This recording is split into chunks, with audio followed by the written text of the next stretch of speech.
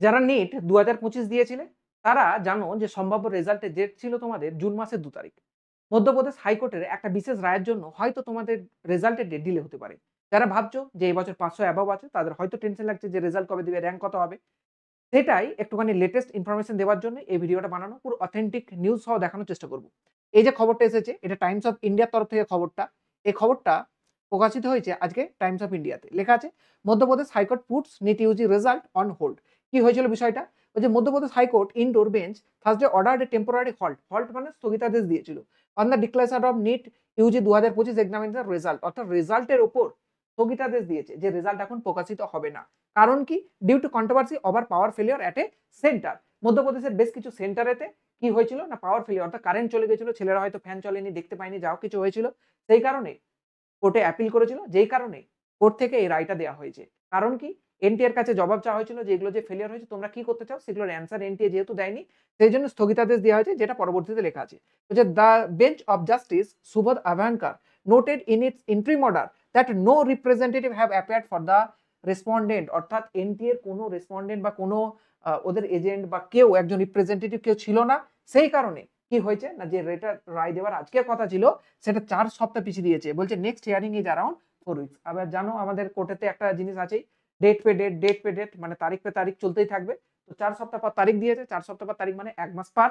১ মাস পার মানে আজকে যদি ১৫ তারিখ হয়, নেক্সট জুন মাসের ১৫ তারিখ টেন্টেটিভ হিয়ারিং হবে, তারপরে হয়তো রাখ দেবে। কারণ ভারতবর্ষের বুকে সুপ্রিম কোর্টের বা হাইকোর্টের যে পাওয়ার থাকে, সেই পাওয়ার সব যে কোনো যে কমিটি থাকে তার ঊর্ধ্বে। সেই কারণে হাইকোর্ট যদি রায় দেয় তারপরেই কিন্তু একমাত্র রেজাল্টের রায় আসবে। তো সেখান থেকে বলা আছে কি বিষয়টা দেখো, এখানে বলেছে যে the stay could potentially impact nearly 21 lakhs NEET UG student nationwide. হ্যাঁ, high court has not limited its directive to specific examination centre or region. The next hearing is in around 4 weeks. অর্থাৎ ৪ সপ্তাহ পর হবে। কোথায় কি সমস্যা হয়েছিল, এনটি আসলে তার জবাব দিলে তখন হবে। কি হয়েছিল ঘটনাটা? বলছে Madhya Pradesh high court is hearing A petition starting that a power outrage occurred at 3:30 PM during the 2 to 5 examination. অর্থাৎ তোমাদের নিট পরীক্ষা 2 থেকে 5টা হয়, তো 3:30টার সময় কোনো একটা সেন্টারেতে পুরোপুরি কারেন্ট চলে গিয়েছিল। সেন্টারটার নাম কি? PM Shri Kendriya Vidyalaya number 1 centre with no backup power system. আমাদের কোনো জেনারেটর বা আগারা কিচ্ছু ছিল না। পরীক্ষায় দিতে হয়তো কিছু প্রবলেম হয়েছে, সেই কারণে আর we arranged only 4:3 PM with just 30 minutes left on the clock.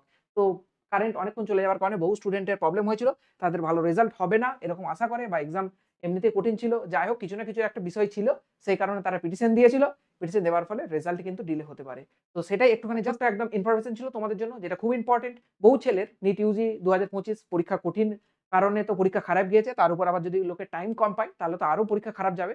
তো এই সমস্ত বিভিন্ন জিনিসপত্রগুলো রেখেই হয়তো সুপ্রিম কোর্ট একটুখানি ডিলে বা পিটিশনটা গ্রহণ করেছে। আই থিংক ৪ সপ্তাহের আগে হয়তো রেজাল্ট দেবে না। সেই কারণে যাদের রেজাল্ট খারাপ হয়েছে তারা কিন্তু পড়াশোনা স্টার্ট করো। আর এই ধরনের লেটেস্ট ইনফরমেশন পাওয়ার জন্য চ্যানেলটা সাবস্ক্রাইব করো। অবশ্যই সাবস্ক্রাইব করো আর বেল আইকনটা অবশ্যই দাবি দিও। নাহলে নোটিফিকেশন যাবে কি করে? সঙ্গে, সঙ্গে এই লেটেস্ট ভিডিওগুলো দেখার জন্য অবশ্যই সাবস্ক্রাইব করে দিও। চলো আজকের ভিডিও এতটাই। Stay healthy, stay